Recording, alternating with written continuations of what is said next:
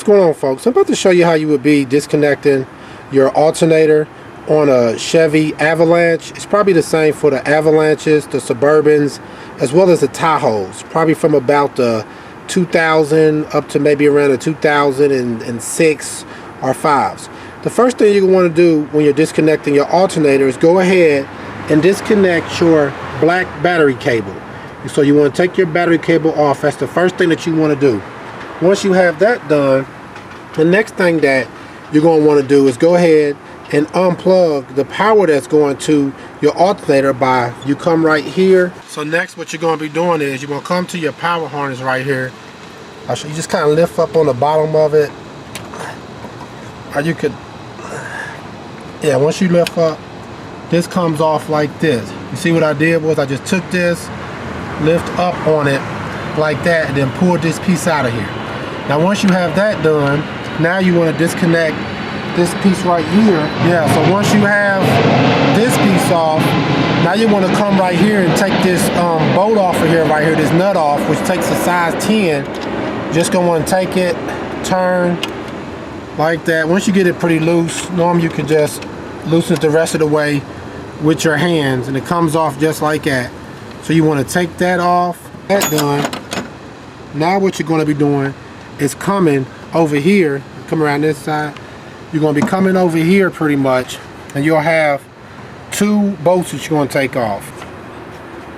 Yeah, you're going to be having one right here to take off, and then you'll have one right here to take off. And to take these off, they take a size 15 socket pretty much. You're just going to put it on there, and to loosen it, you're going to be turning toward the passenger side of your vehicle like that. You're going to loosen these. You loosen this one, you come over here to this side, you're going to be doing the same thing, turn it like that basically, and you'll take these screws all the way out. But you don't want to take these screws out all the way yet. But first what you want to do is go ahead and remove your belt. So I kind of loosened them, but I didn't take them out. Now to actually, you have to take off your serpentine belt, and to take this belt off, you just have to come over to your pulley. So if you come around here, some people take off this whole, some people will take off this whole pipe and stuff right here to your airflow. They'll take all this off, but I've learned you really don't have to. There's just a way to, I'll show you. You could kind of get to it from right on the other side, right down here. Right here, this is where your tensioner pulley's at. That you kind of want to remove. You want to take, it takes a size 15 also socket, but I like to just take a pair of vice grips. And you could just take you a pair of vice grips and kind of connect it on to that front part right there. So like you see right here, I kind of came around here. Basically, like here's where I put my engine oil at.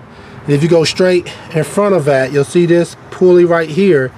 This is the one that you want to either take a size 15 socket and put it on there with your wrench, or you can take a pair of vice grips like that. And once you got this on here, all you're going to be doing is lifting up on it. And when you lift up on this, this is going to loosen your belt, so you can then remove your belt from it. So I'm going to show you now. I'm going to go ahead on to the other side, and you can get to this. Basically, you can see the vice grips right there underneath the pipe right here. So if I'm standing right here, hold on,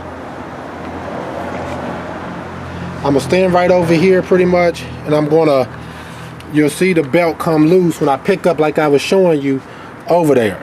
So watch the belt over here. Watch the belt over here. Okay, see, as I'm picking up on the vice grips I put, you can see my belt. See, now that I have my belt off of it.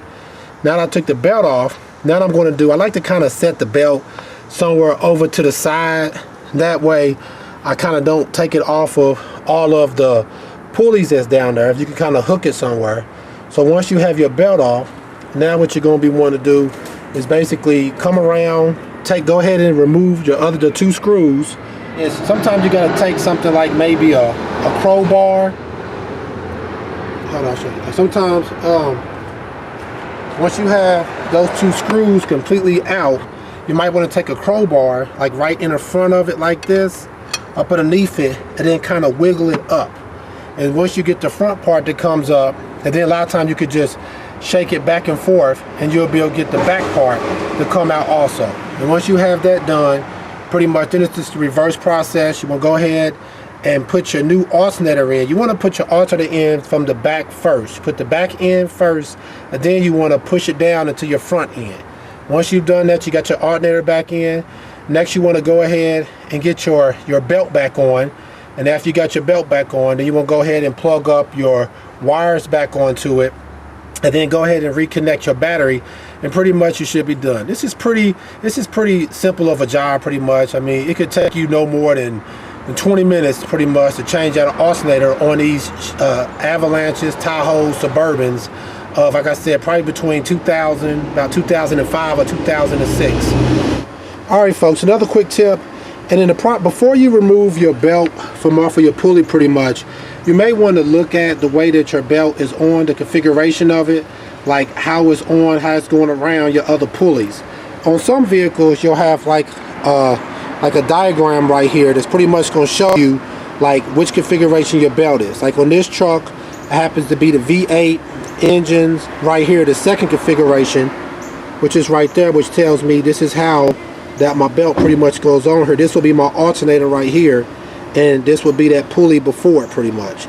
So if you don't have this diagram right here, you want to take a minute to look at your belt to make sure you know how it goes on, just in case once you remove it from off of your alternator, it comes off of tracks all the way down on the rest of your pulleys. Alright folks, please check out our other helpful videos. Please subscribe, please share, like, and please hit the bell. Alright, thanks.